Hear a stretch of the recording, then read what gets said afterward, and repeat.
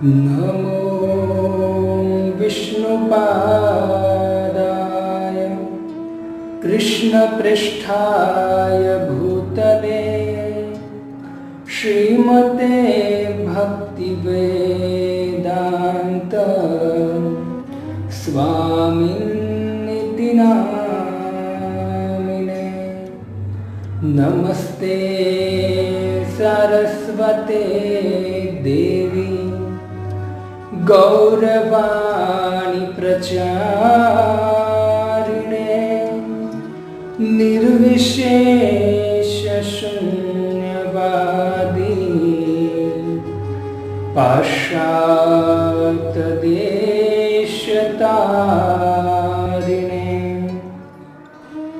नमो महावदान्याय कृष्ण प्रेम प्रदायते कृष्णाय कृष्ण चैतन्य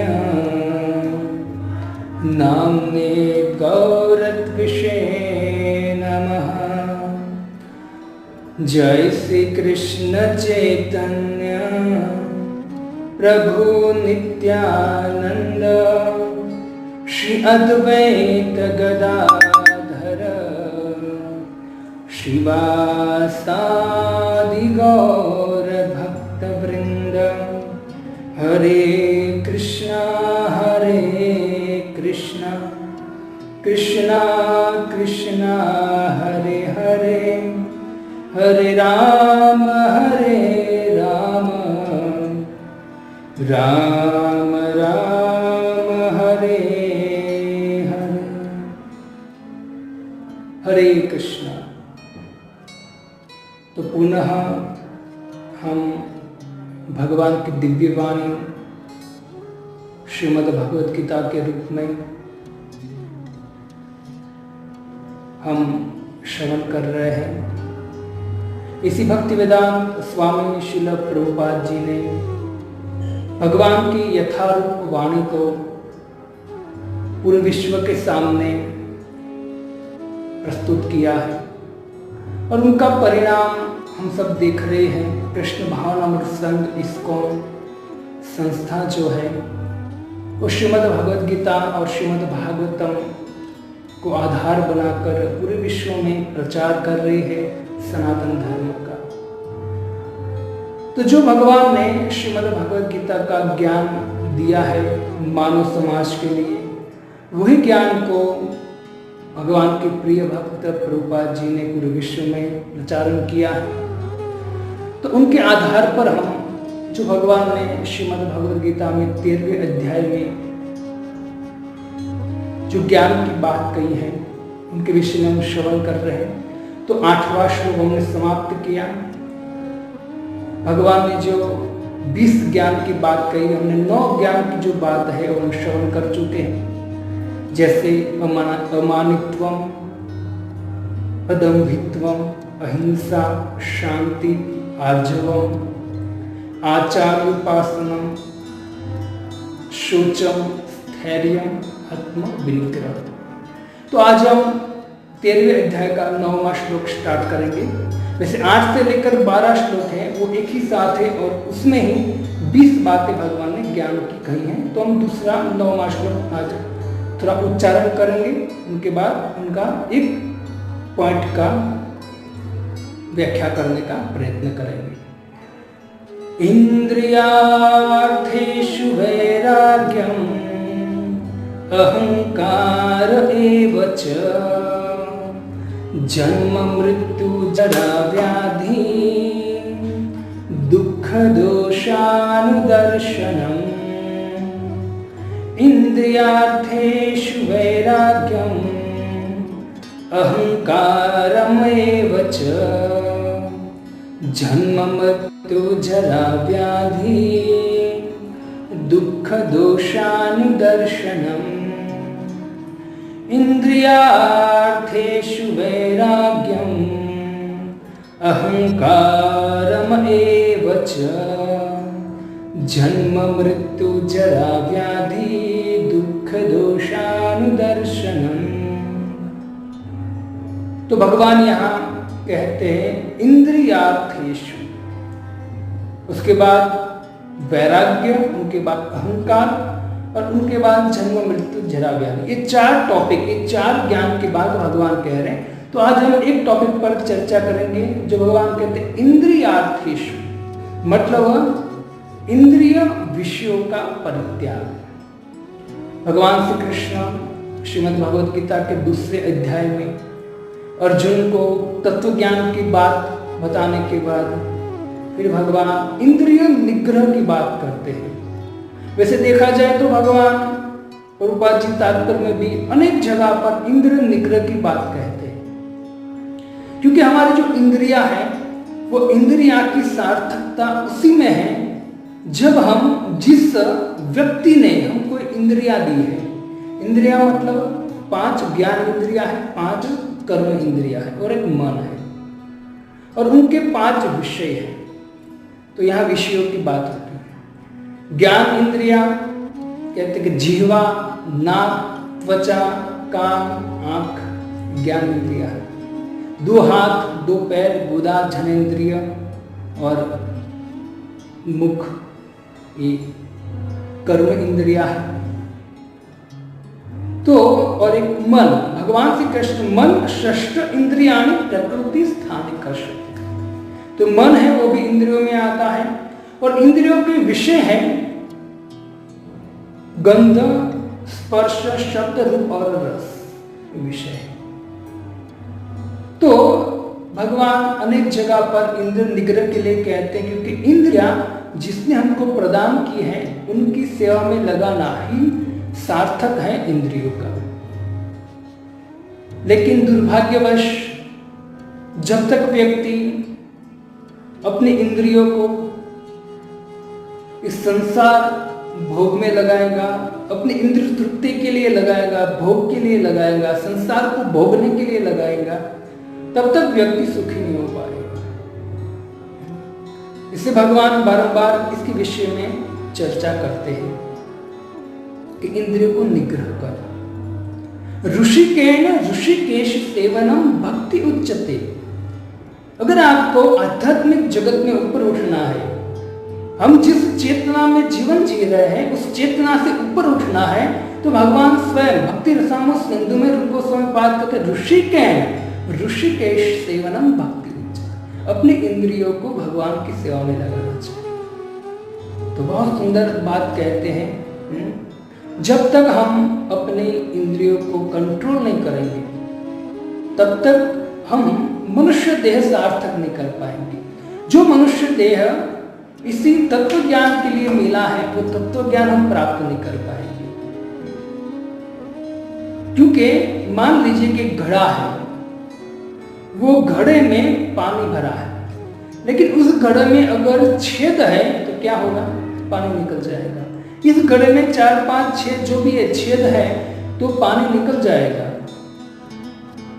तो यहाँ भगवान यही बात कह रहे हैं कि मनुष्य देह जो है वो मिला है तत्व ज्ञान प्राप्त करने के लिए, तत्व को प्राप्त करने के लिए मनुष्य देह मिला है। लेकिन अगर भगवान 2 अध्याय में, 3 अध्याय में, 4 अध्याय में, 2 अध्याय में 35वां श्लोक के बाद भगवान हर श्लोक में इंद्रिय निग्रह की बात करते हैं। तो वास्तव में भगवान इंद्रिय निग्रह करने को क्यों बोलते हैं? क्योंकि भगवान कहते हैं कि मनुष्य देह मिला है, मनुष्य देह में तत्व ज्ञान प्राप्त करना चाहिए, वास्तविक सत्य जानने का प्रयत्न करना चाहिए। तो ज्ञान कब होगा? जब हम हमारी इंद्रियों को निग्रह करेंगे।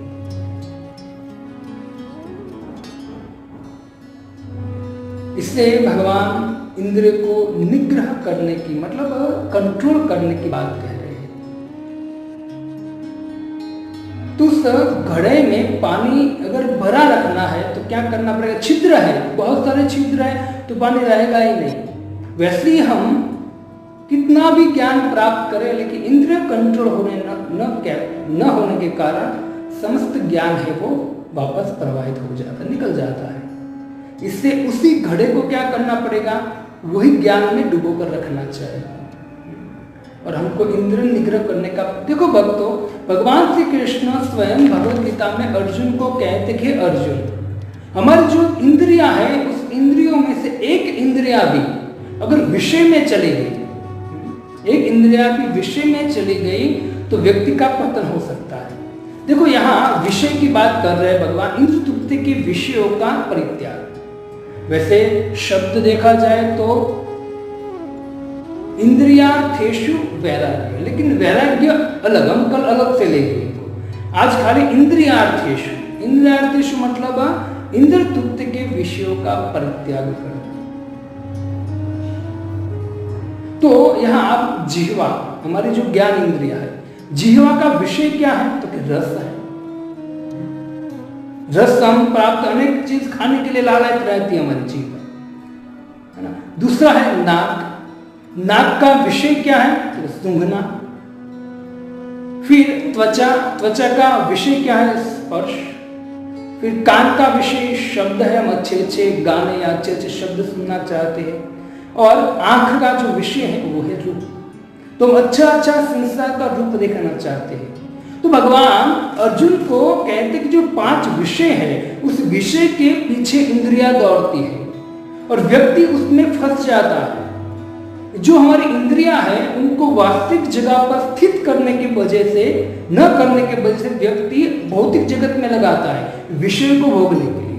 क्या होगा? तो भगवान अर्जुन को श्रीमद् भगवद गीता 2 अध्याय के 67 नंबर में श्लोक में कहते अर्जुन, अगर इंद्रियों में से एक इंद्रिया भी अगर विषय में चली गई ना, व्यक्ति का पतन करा सकते। विचार कीजिए, संसार में सभी लोग अपनी समस्त इंद्रियों को भोगने लगाए हुए हैं, तो उनका क्या होगा? यहां भगवान श्री कृष्ण कहते कि अर्जुन, ये समस्त इंद्रियों में से एक इंद्रिया अगर भोगने लगी तो पतन हो जाएगा। भगवान कहते इंद्रियाणां चरता, इंद्रियाणां हि चरता यन्मनो विधीयते तदस्य हरति प्रज्ञा वायुर्नाममिवाम्भसे। भगवान कहते कि अर्जुन, अगर समस्त इंद्रियों में से एक इंद्रिया भी विषयों में चली गई तो क्या होगा? ऐसा पतन होगा जिस तरह से एक नाव होती है समुद्र में किनारे पर, वो नाव को वायु है, वो वायु खींचकर दूर तक ले जाती है। वैसे ही मनुष्य कोई भी स्थिति में होगा, अपने विषयों को भोगने के लिए प्रयत्न करेगा तो व्यक्ति निश्चित पतन की ओर जाएगा। सीधा भगवान को कहते हैं। जैसे आप देखिए, एक श्लोक है, कुरंग मातंग पतंग मीन, कुरंग मातंग पतंग भृंग मीन हता पंच भीरेव पंच। ये जो 5 है जो पशु है, वो एक एक इंद्रियों को भोगने के लिए अपने जीवन का बलिदान देते हैं। पहला है, कहते हैं कुरंग, हिरण। हिरण को जब वो क्या बोलते हैं, शिकारी जो है, वो सुंदर सुंदर संगीत सुनाता है, तो सुनने में वो हिरण है वो तल्लीन हो जाता है और शिकारी उनका शिकार कर लेता है। हाथी स्पर्श, एक हथनी के पीछे दौड़ता है। जो हाथी को पकड़ते हैं वो एक हथनी को रखते हैं और हथनी को बाजू में डुप्लीकेट हुए जो भी है रखते हैं और वहीं खड्डा रखते हैं। तो हाथी अब हथनियों से स्पर्श करने के लिए दौड़ता है और खड्डे में गिरकर वो बंध जाता है। पतंगा जो होता है उड़ता है, वो अग्नि को देखकर वो रूप के सामने दौड़ता है और वो जलकर खाक हो जाता है। भौरा अपने घ्राण इंद्रिया, सूंघने की इंद्रियों के द्वारा वो कमल में इतना आसक्त हो जाता है, लेकिन मदमस्त हाथी आता है, कमल पर पैर रखता है और अपना जीवन समाप्त करता है। वो आसक्त हो जाता है एक इंद्रियों में। और अंत में कहते हैं कि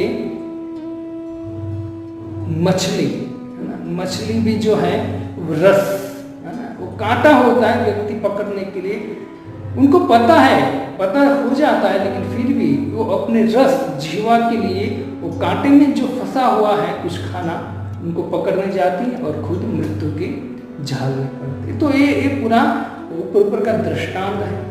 एक एक इंद्रिया, भगवान ने जो कहा है कि एक इंद्रिया अगर विषय में चली गई तो व्यक्ति निश्चित पतन की ओर जाता है। इसे रूप गोस्वामी पाद उपदेशामृत में कहते अत्याहार प्रयासोक्त प्रजल्पो नियमाग्रह जन संगस्य लौल्यस्य षडवीर भक्ति विनश्यति। अत्याहार जिह्वा है, जिह्वा के द्वारा व्यक्ति, जिह्वा को तो सब कुछ अच्छा लगता है। इसे तो कहते हैं जब हम प्रसाद लेने बैठते तो महाप्रसादे गोविंदे नमो ब्राह्मण सर्वपन्नम मतम राजम विश्वास जायते। शरीर अविद्याजार जड़ इंद्रियता है काल, इंद्रिया जड़ है, जीवे फैले विषी सागरे। अगर इंद्रियों को अगर भोगने के लिए व्यक्ति दौड़ेगा तो ये विष है। तार मध्य जीवा आती है और उसमें सभी इंद्रियों में जो जीवा है वह प्रबल है। लोभ माया सुदुर्मति, इसे उपदेशामृत आप पढ़ोगे तो उपदेशामृत में पहला ही पांचों वेगम, मनस क्रोध वेगम, जीवा वेगम, उधर उपस्थ वेगम। जीवा उधर और उपस्थ तीनों एक लाइन में आते हैं। उनको समय पाद कहते कि अगर जीवा को कंट्रोल नहीं किया तो काम वासना निश्चित हमको पतन की ओर ले। जीवा को कंट्रोल करना चाहिए। धीरे धीरे हमारा जितना वजन बढ़ेगा जीवा अपने आप कंट्रोल हो जाएगी। तो यहाँ कहते हैं कि हमको अपने इंद्रियों को पूरा कंट्रोल करने का प्रयत्न करना चाहिए। देखो इंद्रियां जो हैं वो अपनी बुद्धि से, अपनी मेहनत से कभी नहीं होगी। इसे रूप गोस्वामी पाद कहते कि ऋषिकेश सेवनम भक्ति उच्चते। भगवान की सेवा में हमारे इंद्रियों को लगाना चाहिए। प्रभुपाद जी अपने भगवद गीता के तात्पर्य में बहुत जगह पर लिखते हैं कि हाँ, अगर कोई व्यक्ति शास्त्रों में लिखे गए, शास्त्रों में कहे गए अनुसार अगर कोई व्यक्ति विषयों को भोगता है, अगर विषयों को स्पर्श में लेता है तो कोई प्रॉब्लम नहीं। लेकिन फिर भी प्रभुपाद जी तात्पर्य में लिखते हैं कि देखो इंद्रिय विषय के साथ संबंध होने पर भी अगर कोई व्यक्ति शास्त्र के अनुसार भी विषयों से संबंध रखता है तो उनको भी सावधान रहना चाहिए कि विषयों में उनको आसक्ति न हो जाए। अनेक ऐसे उदाहरण हैं जो व्यक्ति आध्यात्मिक जीवन जी रहा है और विषयों को भी, मतलब वो तो आध्यात्मिक जीवन से तो भी विषय तो आने वाले हैं, लेकिन वो शास्त्र के अनुसार विषय को ग्रहण करेगा तो प्रॉब्लम नहीं है। लेकिन प्रभुपाद जी कहते हैं कि अगर कोई व्यक्ति शास्त्र के अनुसार भी विषयों को ग्रहण करता वो भी सावधान रहे। क्यों? तो प्रभुपाद जी दृष्टांत देते हुए कहते हैं कि जिस तरह से हाईवे होता है 8 नंबर या बड़ा हाईवे होता है, तो हाईवे पर भी दुर्घटना घटने की पूरी संभावना रहती है। इससे भले हम शास्त्र के अनुसार जीवन व्यतीत कर रहे हैं, लेकिन प्रभुपाद जी हमको सावधान करते हैं क्योंकि इंद्रियां इतनी प्रबल है। तो इंद्रियां अगर हम कंट्रोल नहीं कर पाए तो धीरे धीरे वही इंद्रियां हमारे विचार को चेंज कर देगी, एकदम विचार को एकदम चेंज करे। सबसे बड़ा खतरनाक जीवा है और हमारी आंख है। आंख से जो कोई चित्र देख लेते हैं तो मन में एक फोटो निकल जाता है और हमको बारंबार वो याद आता है। हमने भगवत गीता पढ़ी है, भागवतम पढ़ा है, कोई लेक्चर सुना है, कथा सुना है, वो सब याद नहीं आएगा। क्या याद आएगा? जो हमारी आंखों से कहीं जगह पर गलत चित्र हमने देख लिया है वही मन हमको बारंबार याद दिलाएगा और वो उनके द्वारा हमारे इंद्रियों को उत्तेजित करेगा। इसलिए हमको हमारा भजन इतना प्रबल बनाना चाहिए, है ना। भगवान का नाम, भगवान की कथा, भगवान का श्रवण के इतना प्रबल बनाना चाहिए और भगवान से प्रार्थना करनी चाहिए। लेकिन मनुष्य समाज में देखा जाए तो मनुष्य ऐसा समझता है, भौतिक जीवन जीने वाला व्यक्ति, कि नहीं, इंद्रियों को तृप्ति करना ही जीवन का लक्ष्य है। अमुक तो ऐसी संस्था बनी है कि मन को आप शांत कर दो, अपने आप समाधि में चला जाएगा। मन को आप तृप्त कर दो, अपने आप समाधि में चला जाएगा। भाग जाएगा, मन तृप्त होगा ही नहीं, क्योंकि मन का काम ही इच्छा करना, संकल्प विकल्प करना। और संकल्प विकल्प किसका करता है? तो एक ही काम का करता है कि इंद्रियों को तृप्त करना है। तो ये सिद्धांत एकदम गलत है। ये कब पता चलेगा? जब हम सत्य की छत्र छाया पाएंगे। प्रभुपाद जी की कृपा से, है ना। अनेक लोग ऐसे कहते हैं, मुझे तो बहुत लोग मिले हैं कि प्रभु जी हमको भगवान की कृपा से हम कहीं नहीं फंसे हैं, सीधा प्रभुपाद जी का मोमेंट हमको मिल गया है। बाकी अनेक लोग कहीं ना कहीं फंस गए हैं, जो धर्म का पालन करने का प्रयत्न तो करते हैं लेकिन उनकी इंद्रियों को कंट्रोल करने में अक्षम रहते हैं। क्यों? क्योंकि विधि ठीक नहीं है। लेकिन प्रभुपाद जी ने इतनी सुंदर हमको विधि दिया है कि हम हमारे इंद्रियों को बहुत सुंदर अच्छी तरह से कंट्रोल कर सकते हैं और जीवन व्यतीत करते करते हम एकदम अच्छी तरह से, जो प्रभुपाद जी यहाँ कहते हैं कि हमको इंद्रिय और इंद्रिय विषय को इतना ग्रहण करना चाहिए जितनी हमारी आध्यात्मिक जीवन में प्रगति, इतना ग्रहण करना चाहिए। क्योंकि हम रह नहीं पाएंगे, हम इस असत्य जगत में रह रहे तो ऐसा नहीं हम सब छोड़ देंगे, वो होगा ही नहीं। हमको अपनाना पड़ेगा, लेकिन हम इतना ही अपनाएं जितना हमारे आध्यात्मिक जीवन में प्रगति हो, है ना। अनावश्यक मांगों की पूर्ति नहीं करनी चाहिए, है ना। अनावश्यक, जितना आवश्यक है उतना ही ग्रहण करने का प्रयत्न करना चाहिए और जितना हम अपने जीवन को व्यतीत कर सकते उससे ज्यादा अगर हम ग्रहण करने का प्रयत्न करेंगे तो निश्चित हमारा टाइम उसमें चला जाएगा और उसमें जाकर उसमें आसक्ति भी हो सकती है। और जब आसक्ति हो जाएगी तो हम आध्यात्मिक जीवन को साइड में छोड़ देंगे। इससे अनावश्यक ये हम विचार करते तो लोग कहते कि प्रभु मतलब कुछ तो बैंक बैलेंस या मतलब ऐसा होना चाहिए, एक्स्ट्रा सब होना चाहिए, लेकिन फिर भी अनावश्यक अगर ज़्यादा से ज़्यादा आपने अत्याहार करने का प्रयत्न किया है ना, तो निश्चित हमारी जो इंद्रिया है वो तुरंत रास्ता बदल देगी, हमको पता भी नहीं चलेगा। हमको लगता है कि नहीं प्रभु जी हम कंट्रोल कर लेंगे, हम सब भगवद गीता जानते, भागवतम जानते, हरिनाम जानते, भक्तों को जानते, ये सब है ऐसा नहीं, हम कंट्रोल कर सकते, लेकिन नहीं, कंट्रोल नहीं होगा। इंद्रिया और इंद्रियों के ऊपर मन इतना प्रबल है, जो भगवान कहते हैं मन इतना भयंकर है, प्रबल। कभी कभी ऐसा होता है व्यक्ति बहुत अच्छा ड्राइवर है, वो ड्राइविंग करता है, लेकिन कभी कभी ऐसा समय आता है कि वो उनके काबू के बाहर हो जाती है गाड़ी और फिर एक्सीडेंट हो जाता है। तो यही बात है, इसे बहुत सावधान होना चाहिए। अनावश्यक मांगों की पूर्ति नहीं करनी चाहिए। बहुत इंद्रिया कुछ न कुछ मांगती हैं, लेकिन हमारे मन और मन के ऊपर जो बुद्धि है वो बुद्धि को अच्छी तरह से स्ट्रॉन्ग करना चाहिए। और जैसे इंद्रिया अनावश्यक वस्तु मांगती है तो इंद्रिय को फटकार, मन को फटकारो पहले, क्योंकि मन ही मांगता है तो मन को फटको, इंद्रिया अपने आप शांत हो जाएगी। तो इतनी शक्ति तो हमें होनी चाहिए। जो व्यक्ति आध्यात्मिक जीवन जीता है उनको अपनी बुद्धि को स्ट्रॉन्ग बनाना बहुत जरूरी है। इससे हमारी बुद्धि को एकदम पावर देने के लिए हमको पूरा प्रयत्न करना, अभ्यास करना है। और जब भी हम कुछ गलत कार्य करने जाए, अनावश्यक कार्य करने जाए, तो मन तो यस बोलेगा, हाँ कर, कोई बात नहीं, तो मन का काम है कि इसको मैं खड्डे में डालूं।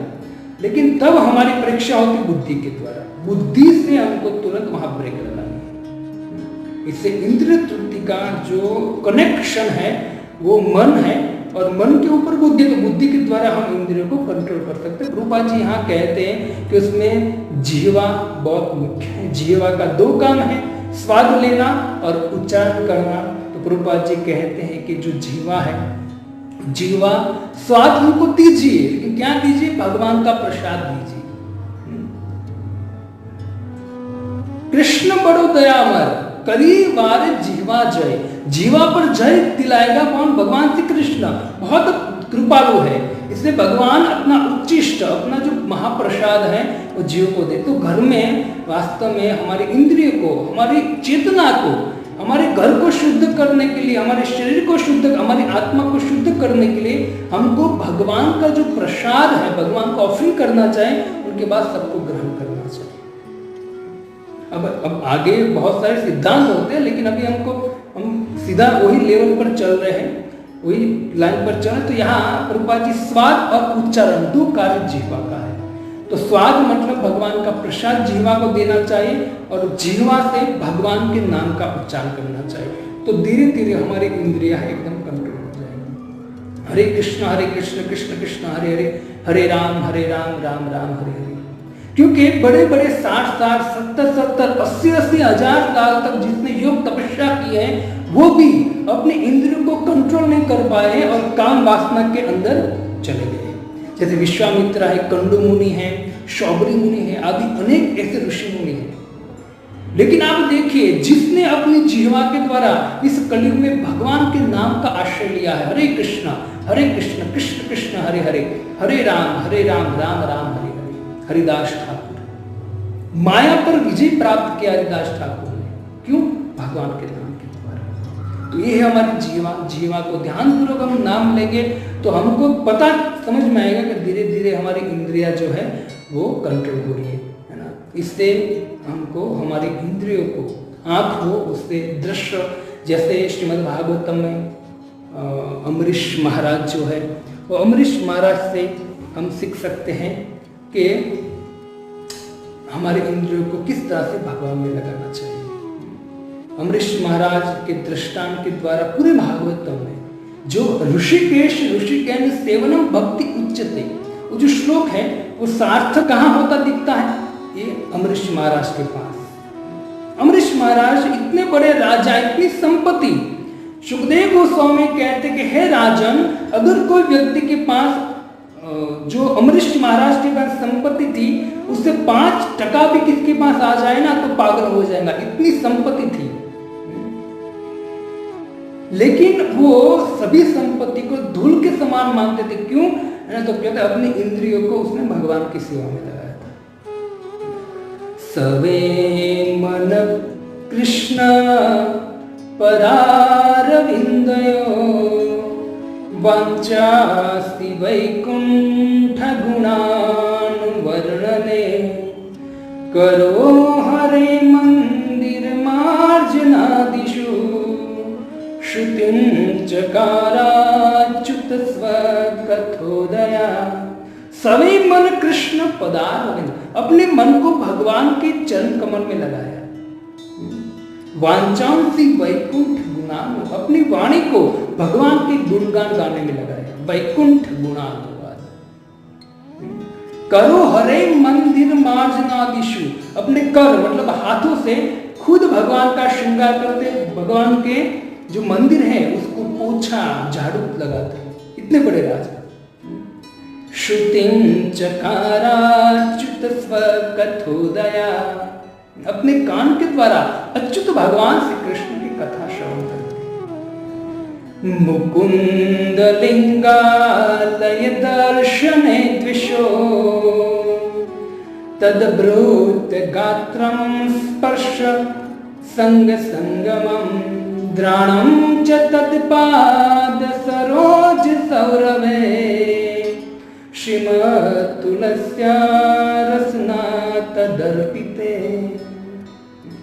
मुकुंद लिंगा मतलब भगवान के विग्रह को अपनी आंखों से निहारते थे। तदभृतगात्रम स्पर्श संग संगमम, भगवान के भक्तों का स्पर्श करते, उनको आलिंगन करते। ध्यानम च तत्पाद सरोज सौरभ, अपनी नाक से भगवान के चरण कमल में जो फूल लगा है उस फूल को सूंघने। श्रीमद् तुलस्या रसना तदर्पिते। पादो हरे क्षेत्र पदानुसर्पणे, शिरो ऋषिकेश पदाभिवंदने, कामं च दास्यं न तु काम कामवा, यथोत्तम श्लोक जनाश्रयारति। पादो हरीश, अपने चरण को भगवान के तीर्थ वृंदावन मथुरा द्वारका हरिद्वार आदि तीर्थों में जाते थे दर्शन करने के लिए। शिरो ऋषिकेश, अपने शीर को भगवान के पदारविंद में नमन करते थे। कामं च दासनत, काम अपनी जो समस्त कामना है वो खुद को दास मानकर भगवान में समर्पित करते थे। ये अमरीश महाराज है। तो अमरीश महाराज अपनी समस्त इंद्रियों को भगवान की सेवा में लगाई और भगवान की सेवा में लगाने से अब देखिए, बहुत बड़ी बात होती है जब हम भगवान की सेवा में इंद्रियों को लगाते हैं, क्योंकि यही जीवन की सार्थकता है। तो यहाँ भगवान जो ये श्लोक है 9वां श्लोक, उस 9वें श्लोक में शुरुआत में भगवान को इंद्रियार्थेषु, आज जो इंद्रियार्थेषु वैराग्य, कल वैराग्य के ऊपर हम बात करेंगे। अब देखो, इंद्रियार्थेषु वैराग्य, वो अगर ज्वाइंट कर दोगे तो भी प्रॉब्लम नहीं है कि इंद्रिय विषयों में हमको वैराग्य आना चाहिए तो भी ठीक है। और इंद्रियार्थेषु, वो शब्द में भी प्रभुपाद जी कहते हैं इंद्रियार्थेषु, मतलब कहते हैं प्रभुपाद जी कि हमको इंद्र तृप्ति के विषयों का परित्याग करना चाहिए और फिर आएगा वैराग्य। तो वैराग्य आप यहाँ भी जोड़ सकते हो, पीछे भी वैराग्य सभी जगह जोड़ सकते हो। तो कल हम वैराग्य के ऊपर बात चर्चा करेंगे। तो आज हम इंद्रिय अर्थेषु की बात किया है, परित्याग। तो इंद्र के विषयों को परित्याग करना चाहिए। किस विषयों को परित्याग करना? जो अनावश्यक है। अगर अनावश्यक इंद्रिय विषयों को परित्याग नहीं करेंगे तो हम इसी तरह फंस जाएंगे जिस तरह से भगवान कहते हैं कि इंद्रियेषु ही चरताम यन मनो विधीयते तदस्य हरति प्रज्ञा वायु नाम विमाम बस। हमारी एक इंद्रिय को अगर कहीं विषय में चली गई, इसलिए सावधान रहना बहुत जरूरी है ना। इसे सावधान रहने के लिए हमारी बुद्धि को स्ट्रॉन्ग करो, क्योंकि ऐसे अनेक लोग हैं जो सावधान नहीं होने के कारण वो 5 साल, 10 साल, 15, 20, 25, 35 साल के बाद माया का इतना प्रभाव पड़ा उस पर कि उनको खींच कर ले गई है माया। इसलिए कभी भी माया को उनको सामान्य नहीं मानना चाहिए। और भगवान की भक्त प्रभुपाद जी ने जो भी हमको दिया है उनको पढ़ना चाहिए, उनको श्रवण करना चाहिए और हमारे मन, हमारी बुद्धि को इतना दृढ़ बनाना चाहिए, है ना, कि क्या सत्य है, क्या असत्य है, क्या हमको ग्रहण करने लायक है, क्या त्यागने लायक है, वो सब कुछ हमें विवेक आ जाए। तो इसी तरह से हम जीवन व्यतीत करेंगे, नित्य भक्तों के संग में रहकर नित्य भगवत गीता पठन, नित्य भागवतम श्रवण कीर्तन, नित्य हरि नाम लेंगे। तो ऐसे धीरे धीरे हम अपने को कंट्रोल कर पाएंगे और इसी लेवल पर धीरे धीरे हम भगवान की भक्ति में आगे बढ़ेंगे। तो जो इंद्रिय निग्रह है बहुत जरूरी है, क्योंकि इंद्रिय तृप्ति के विषयों का परित्याग करना चाहिए। विषय और विष, मैं बहुत बार बता चुका हूँ कि अगर कोई व्यक्ति विष खा लेता है तो व्यक्ति तुरंत मर जाता है, लेकिन जो विषय है इंद्रिय तृप्ति के द्वारा जो व्यक्ति लेता है वो विषय उनको बारंबार मारता रहता है। इससे विष से भी विषय जो है बहुत डेंजर होता है। इससे हमको इस विषयों की इंद्रिय तृप्ति के विषयों को परित्याग करने का प्रयत्न करना चाहिए। और जो भी हम करें हमारे इंद्रियों को भगवान को ऑफरिंग कर कान से भगवान के कथा का श्रवण करें, आँख से भगवान का रूप का दर्शन करें, नाक से भगवान के चरण कमल के फूल का सुगंध लें, जीवा से भगवान का भोग ग्रहण करें प्रसाद, और अपने मुख से भगवान का नाम उच्चारण करें, पैरों से जो अमरीश महाराज ने हमने व्याख्या किया। तो इसी तरह से जब हम हमारे इंद्रियों को भगवान की सेवा में लगाएंगे तो धीरे धीरे इंद्रियां शुद्ध हो जाएंगी और शुद्ध इंद्रियों से हम परम सत्य को जान सकेंगे, पहचान सकेंगे और देख भी सकेंगे। हरे कृष्ण कृष्ण कृष्ण हरे हरे, हरे राम राम राम हरे हरे। ऐसी भक्ति वेदांत स्वामी श्री प्रभुपाद की